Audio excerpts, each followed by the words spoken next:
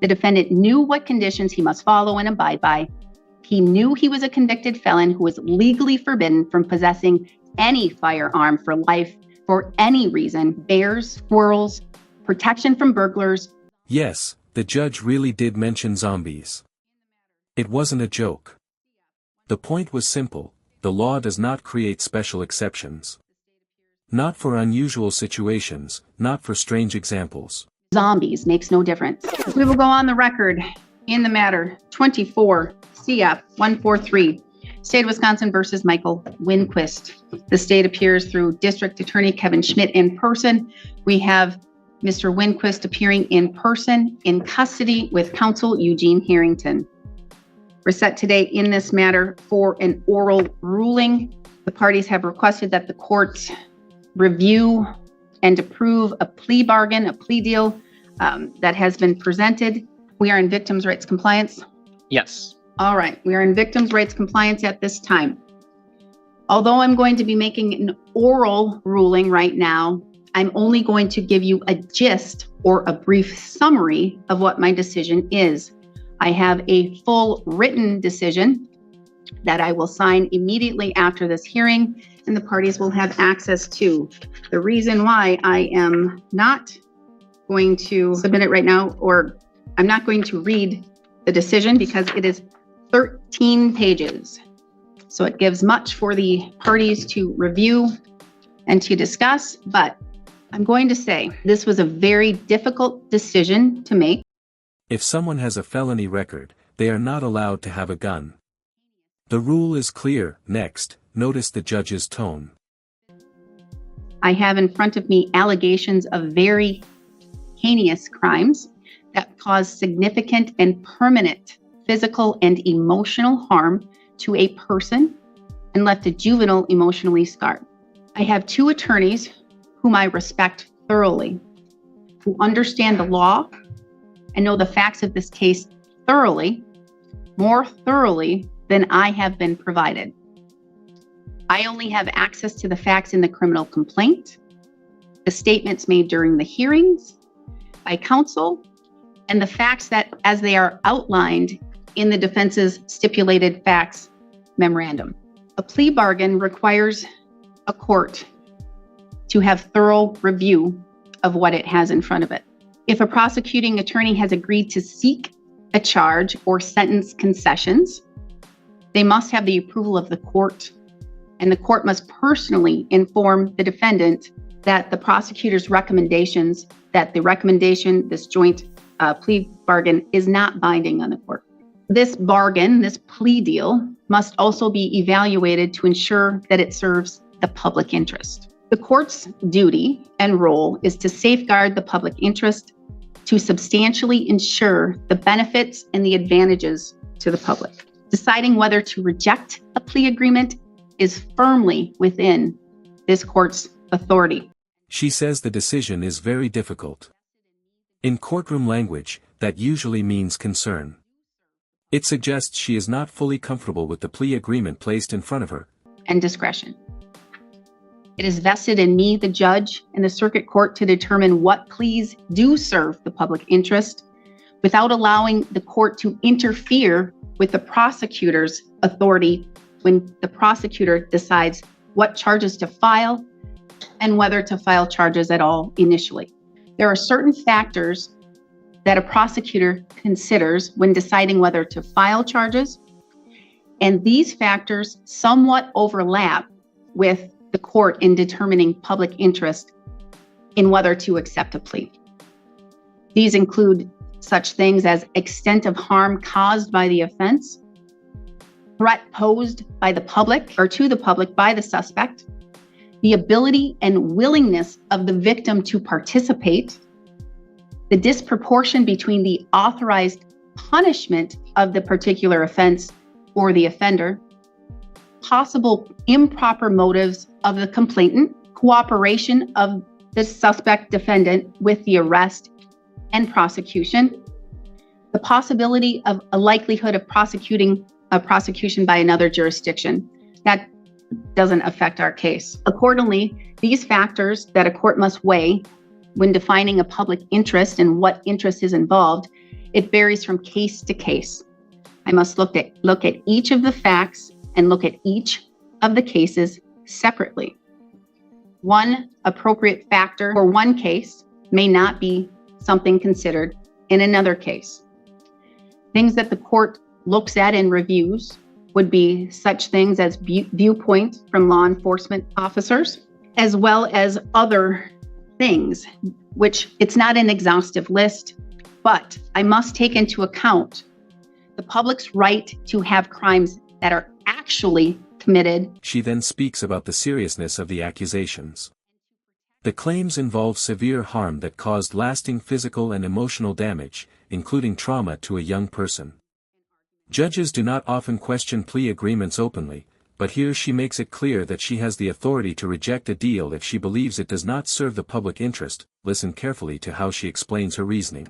To be fairly prosecuted and to protect the rights of third persons.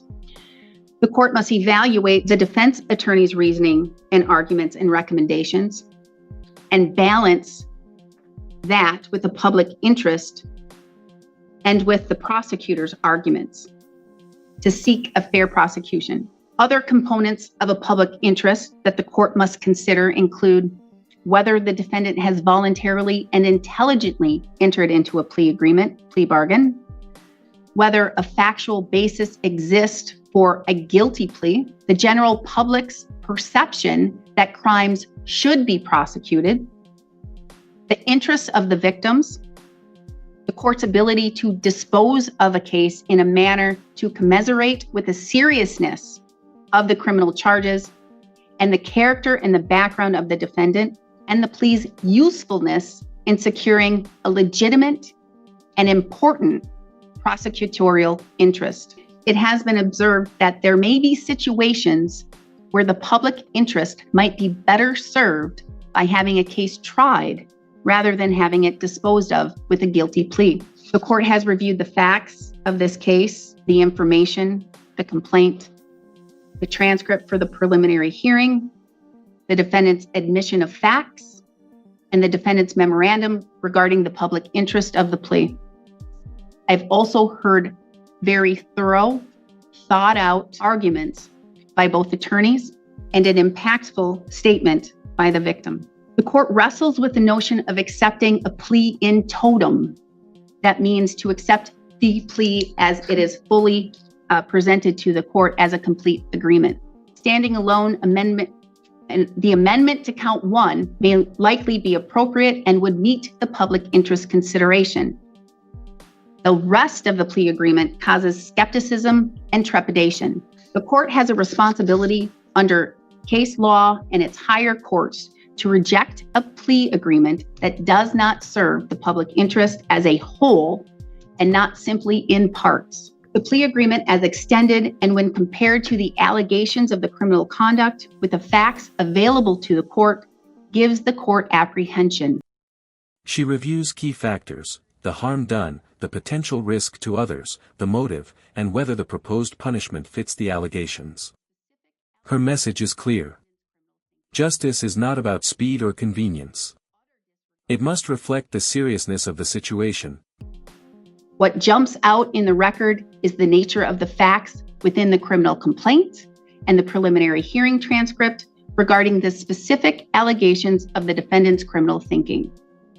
His blatant, utter disregard for public safety, in addition to his complete and total disrespect for the law. There are situations, again, where the public interest is better served to have a case tried rather than accepting a guilty plea and disposing of a case if the plea agreement as a whole is not appropriate and does not meet the public interest. The essence of this case remains: the defendant was not legally allowed to consume alcohol due to being on active probation with an absolute sobriety condition.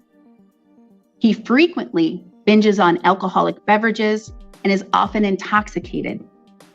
He cannot legally own or possess any firearm because he is a convicted felon. He either has been diagnosed with or shows symptoms of PTSD from his military service and other life traumas, and did not seek therapeutic or other medical services to address it.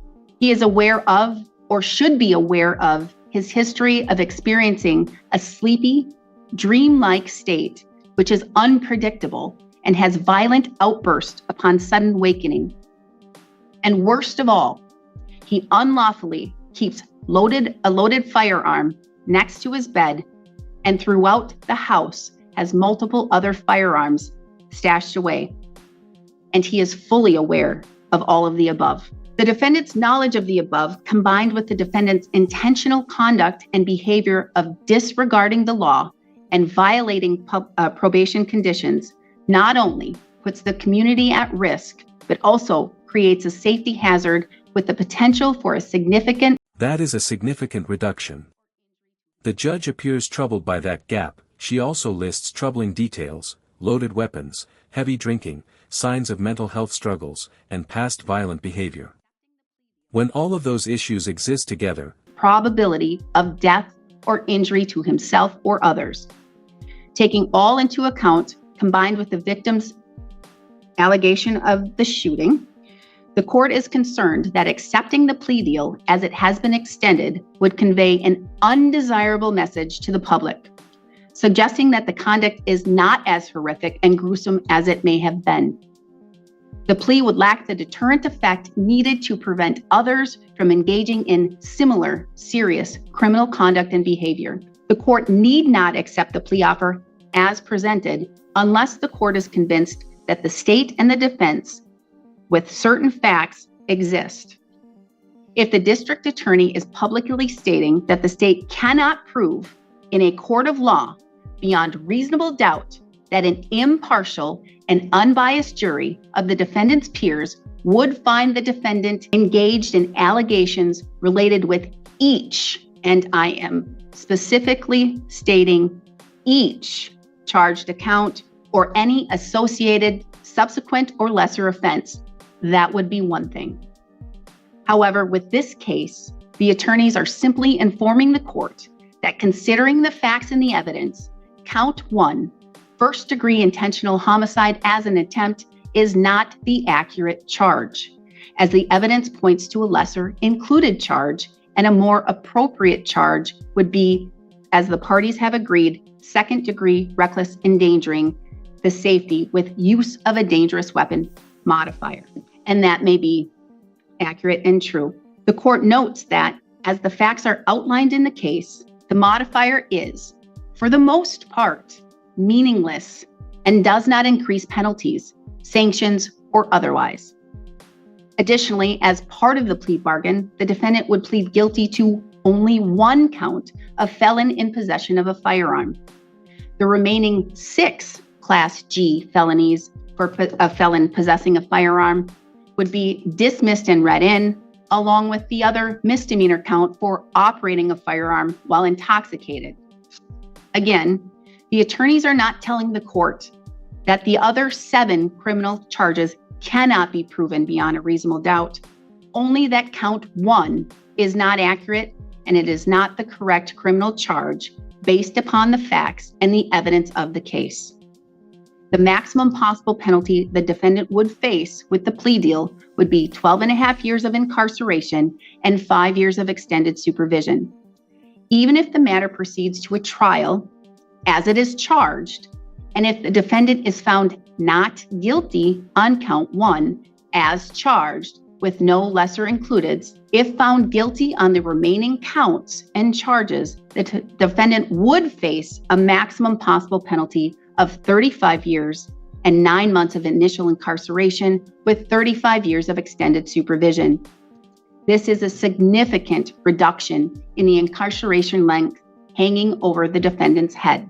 The court is looking at all of the information and the arguments and hearing the impact of the victim and the impact of the juvenile victim. And in viewing the gravity of the offense, if the facts presented to the court are accurate and factual, this case is so serious and so severe that it would depreciate the seriousness of the offense and promote disrespect. The court must consider public safety carefully. In the end, the judge states that accepting the plea would minimize the seriousness of the case and send the wrong message. Her concern goes beyond this one defendant. For the law, if the court accepted the plea deal. Further, it would not promote a public interest or be a deterrent factor to others. Even though the defendant is making concessions to plead to a serious charge and is accepting responsibility for some of his conduct and actions, the plea would not have the deterrence effect to prevent others from engaging in similar criminal thinking and a total disrespect of the law and the entire criminal justice system. The defendant was not only on probation at the time of these actions, but was also being monitored by the law enforcement and by probation with certain conditions and mandates. The defendant knew what conditions he must follow and abide by. He knew he was a convicted felon who was legally forbidden from possessing any firearm for life for any reason, no matter the reason or the excuse. Bears, squirrels, protection from burglars, or zombies makes no difference. The defendant is a convicted felon and has no legal right to possess a firearm for life. He intentionally disregarded that prohibition and spat at the legal system, believing he was above the law and could do what he wanted as he wanted. What happened that day was one of the most serious crimes that could have happened in a situation like this. The only worse outcome would be if the victim had died. Even though the defendant accepts the offered plea deal and admits to guilt, or would admit to guilt, thus eliminating the need for a trial, that is not a decisive factor. The impact on the victim must be viewed as well. The victim in this case is not opposed to a trial. Even if the defendant can prepay $10,000 or more in cash towards restitution, or could pay all of the restitution off at once to the victim, it is not a conclusive factor for the court or the victim. All components of this deal show that the defendant is not accepting the plea deal and admitting to guilt to limit the victim from public scrutiny, embarrassment, or trauma. Rather, the defendant is accepting this plea deal and would be admitting to guilt for his benefit and gain, the reduction of incarceration exposure. The victim and her son expressed that they would rather go to trial and have a jury of their peers determine whether the defendant is guilty on all charges rather than the court accepting the plea deal. The victims, in theory, could be re-victimized if the court accepts the plea as proposed. The state and the defense argue that there is inadequate evidence to prove and support count one as charged. The court is not making that determination.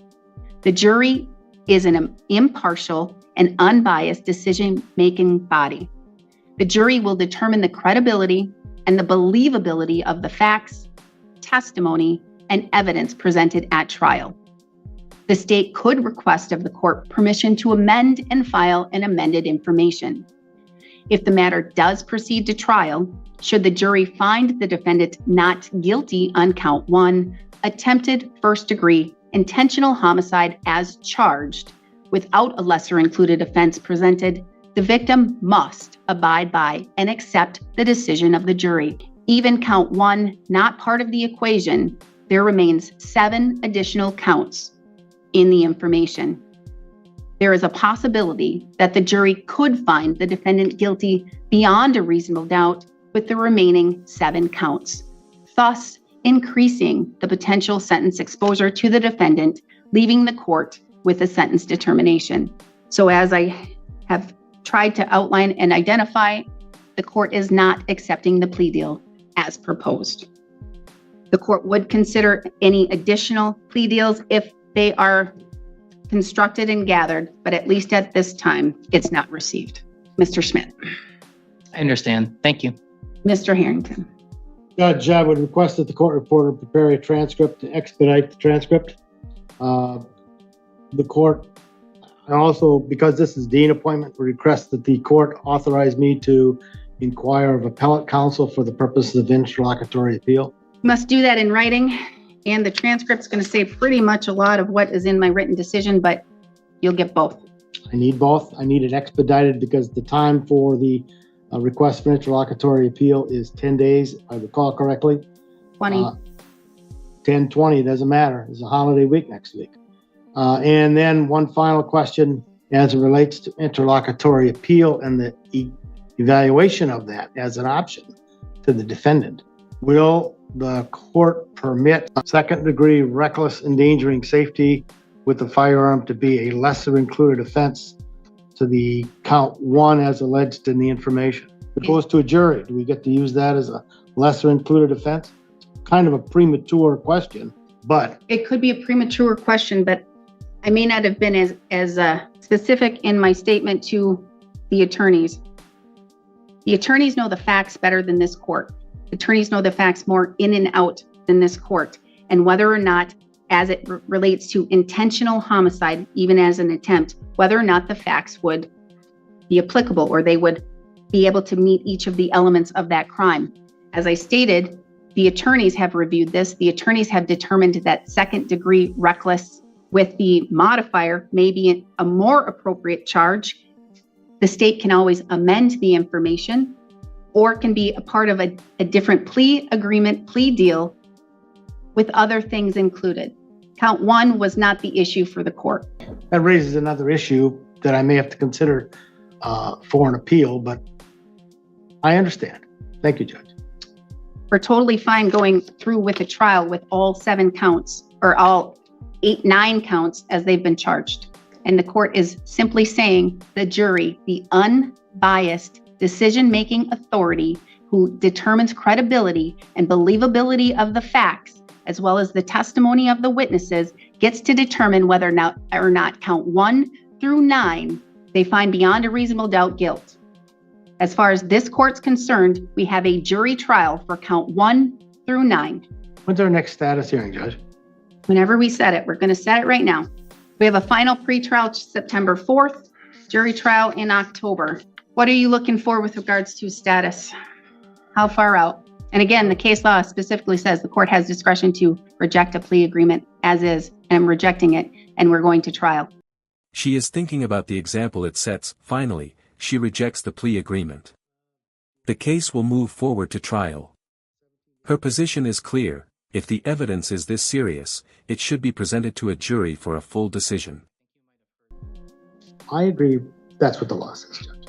What are you looking at? How far out? Do you want to revisit this 17, 18 of July? You and I will revisit before then, but Why don't we talk after this hearing? I think you might have heard things from Judge that she didn't say.